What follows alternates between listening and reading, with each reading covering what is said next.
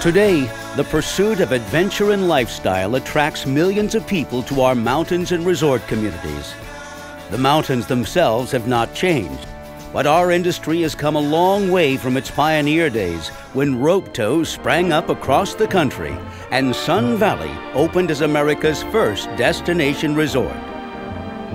Many of these early ski areas have successfully grown into the day-use, regional, and destination resorts that sustain our sport today. During the construction of Cannon Mountain, the first aerial tram in North America built for skiing, Sel Hanna laid out the trails, kindling a lifelong passion for ski area design. When Sel founded Snow Engineering in 1958, his expertise was widely in demand as Wildcat opened in the east with the first gondola, and Buttermilk and Highlands opened in Aspen, ushering in a decade of booming ski growth when over 100 ski areas opened and skiing changed from an adventure sport to a recreational pastime. In 1960, millions of Americans watched the first televised Winter Olympics at Squaw Valley. Skier visits tripled from 500,000 to 1.5 million by 1966 and doubled again in 2 years to 3 million.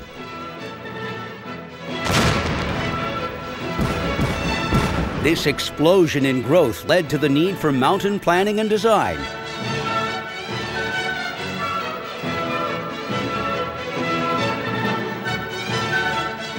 As well as the formation of the National Ski Areas Association in 1962.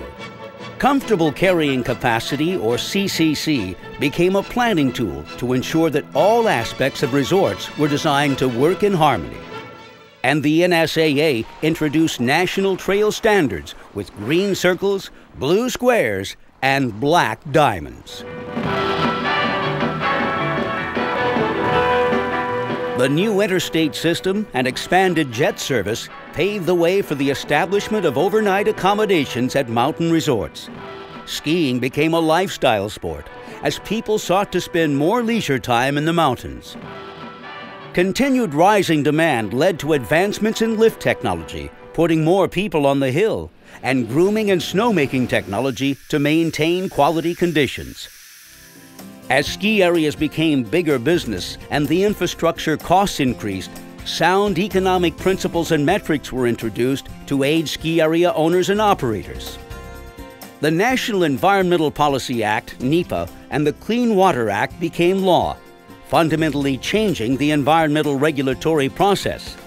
With its already strong environmental ethic, the ski industry responded to this increased public scrutiny by continuing to spearhead innovative solutions and practices within its day-to-day operations. Mountain resorts emerged as year-round recreational destinations featuring golf, tennis, festivals, and other summer activities. Snowboarders were encouraged by Breckenridge and even allowed on their lifts, ushering in a welcome wave of youthful enthusiasm that reinvigorated the industry. Deer Valley opened and took guest service to an unprecedented level of luxury.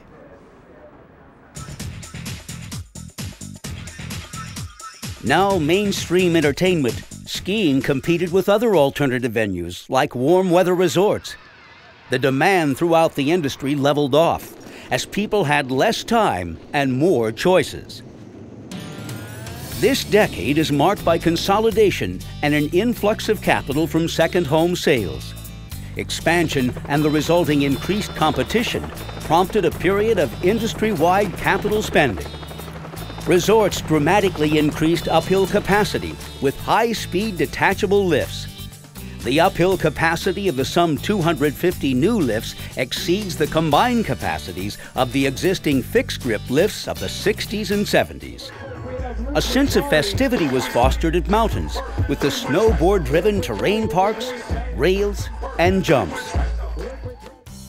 To highlight the environmental achievements of ski areas, the Golden Eagle Awards were established by NSAA in 1993. As baby boomers approach retirement, thousands settle full-time into their former vacation homes, redefining mountain resorts as multifaceted, multi-generational mountain communities. Skiing was now viewed as an amenity to a lifestyle. Mountain villages became the focal point of a resort, fostering a sense of community and providing a base camp for adventure. But facing a prospect of declining visitation numbers and waning interest in the sport, NSAA unveiled its model for growth. Areas throughout the country embrace the model's concept of trial and conversion, focusing on improving the experience of their guests, especially the beginner. New technology enables computers to model ski area design and simulate skiing a trail, which helps to anticipate grade alterations. But ski areas design and planning will always require on-site interpretation. Alternative transportation continues to evolve, connecting mountain communities to their amenities while reducing vehicular traffic.